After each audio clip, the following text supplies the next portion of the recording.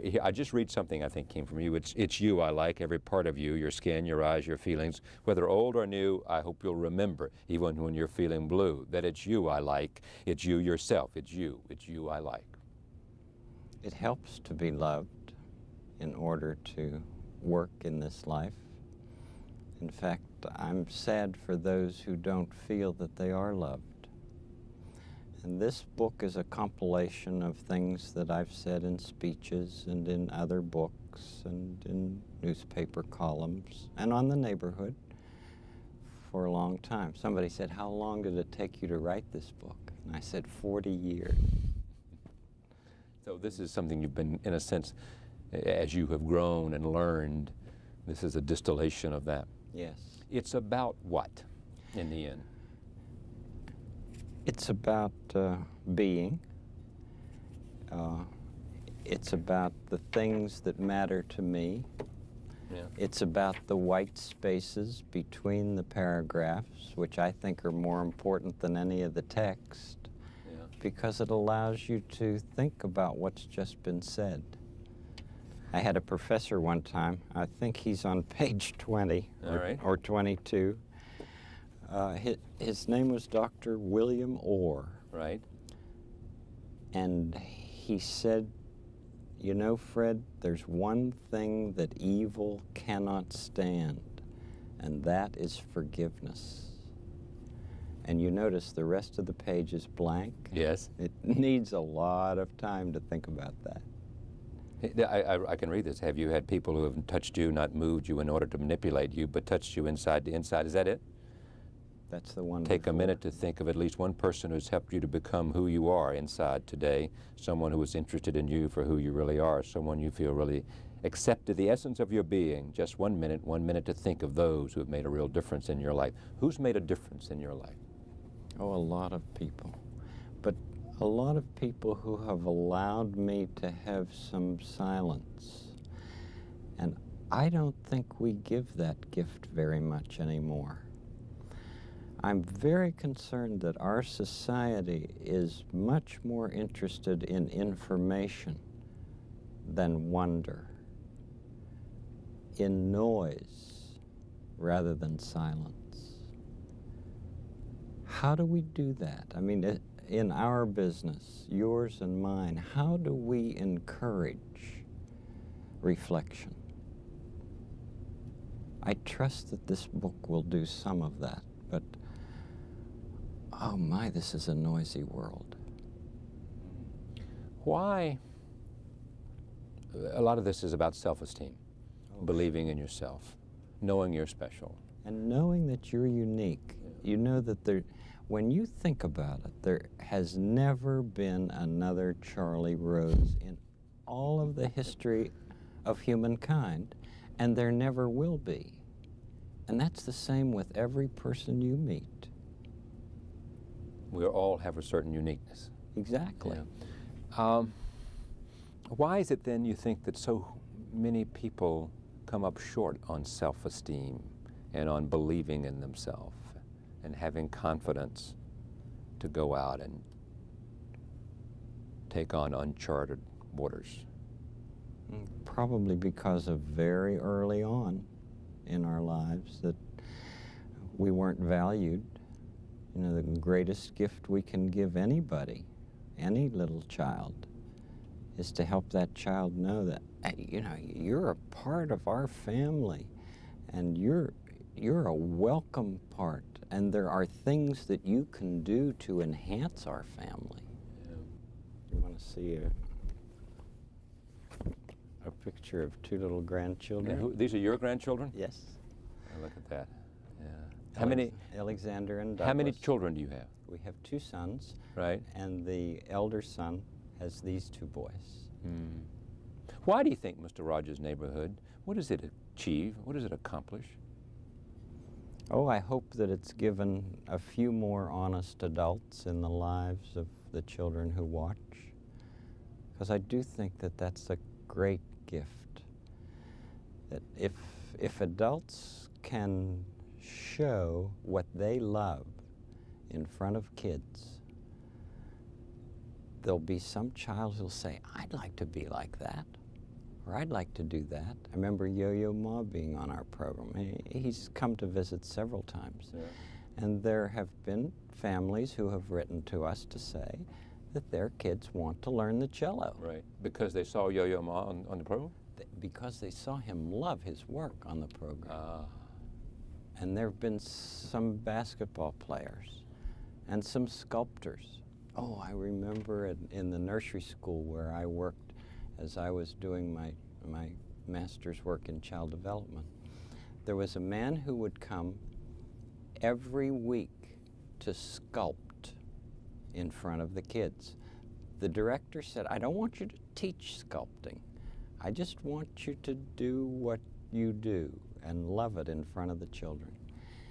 During that year, clay was never used more imaginatively before or after than during that time that he came. So a great gift of any adult to a child, it seems to me, is to love what you do in front of the child. I mean, if you love to, if you love to bicycle, if you love to repair things, do that in front of the children. Let them catch the attitude that that's fun. Because you know attitudes are caught, they're not taught. 30 years. For you, what does it mean to be on the air with Mr. Rogers' Neighborhood? What's the legacy for you? Well, I've always hoped that we'd be able to say to children that they matter, that they count, and that there was something of value that resides within them. You know, I have a little plaque beside my chair upstairs in the office that says, what is essential is invisible to the eye. That may sound like something strange for somebody who works in television, but the older I get, the more important I know that is. Why is it important? Because what we see is rarely what is essential. What's behind your face is what's essential. How many kids do you think are out there who in 30 years you've influenced, who you've made a difference in and made them feel something special? I don't care how many, even if it's just one. We get so wrapped up in numbers in our society, and the most important thing is that we're able to be one-to-one, you and I, with each other at the moment. If we can be present to the moment with the person that we happen to be with at the moment, that's what's important. I couldn't agree more. Let me go back to what, because all of us know of Fred Rogers at the Neighborhood. You talked about what's essential is what you can't see. What can't we see about you that's essential to you, to understanding you? Well, you can't see my my spiritual life unless you ask me about it. You don't see my family life unless you ask me about it. I mean, it seems to me, Charlie, that the things that are center stage are rarely the things that are the most important. It's usually what happens over in the wings. What have you learned from the kids? Practically everything. Like what? How to know that it's all right to say what comes to your mind right away. I mean, before the protective mechanisms take hold of you. Yeah. I mean, Jesus said to the people around him, please let the little children come up here. I want to learn from them. He may not have said those words, but I think that's what he meant. I want to be involved with these innocent people who make up the kingdom of heaven. You seem to be the calmest person I know. Soft-spoken. You have a quality that is reassuring. I mean, is that the way your entire being is? At the center of Fred, there is this stability, this sense of self, this sense of mission, the sense of calmness, because you know who you are, you know, you're sure about the connection to your God. I get up every morning, at least by 5, have a couple hours of quiet time, reflect about what it is that is important. Before you get on with the business of the day. Before I go swimming. And then the business of the day. But what do you think we can do, those of us who are purveyors of this television medium?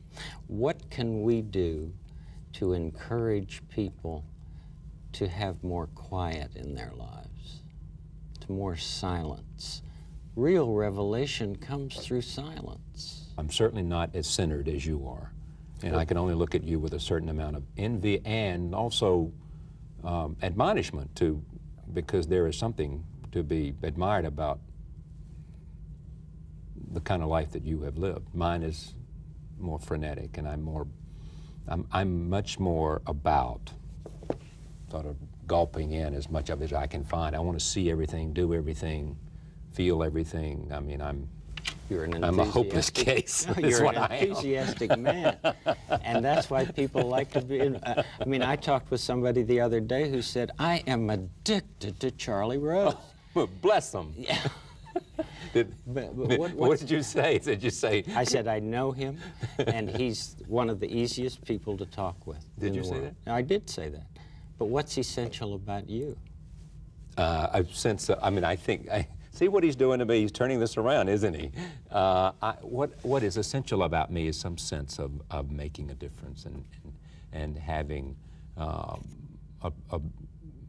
satisfying life that is not only one that has some sense of value and integrity at its core, but also has some sense of connection to a larger world that makes a difference, so that you can, at the end of the day, hopefully have made the difference in your life and in somebody else's life, either because you touch them with a story, or you touch them because you recognize their sense of excellence and their sense of quality. So, you know, if you can do that in a small way, you know, and the wonderful thing about you and I, we have the opportunity, in a sense, a window, you know, to talk and to recognize and to, in a sense, speak. We have a... But have you ever known anybody who was really satisfied or happy who had never made a difference in somebody else's life? No, no. And I tell you what, the other thing I do, I find that among the people I know lots of high-flying people, you know, in a variety of worlds, and both who think about the country. And most people that I know want to do something that's larger than themselves. They want all kinds of achievements and acquisitions, and they want to be recognized and to take the benefit of their talent. But at the same time, they want to do something larger than their life. And they want, frequently, something that's larger than their life to affect, you know, their community, their neighborhood, their country, their world. Well, I know that when I walk out of the studio someday and there is a child who has Down syndrome, right, for instance, and that child comes up and gives me a hug, I know that that's the field that I want to be growing in, because I see that people who are not the fancy people in this world are the ones who seem to nourish my soul. And I want to learn how to be the best receiver that I can ever be, because I think graceful receiving is one of the most wonderful gifts we can give anybody. If we receive what somebody gives us in a graceful way, we've given that person, I think, a wonderful gift.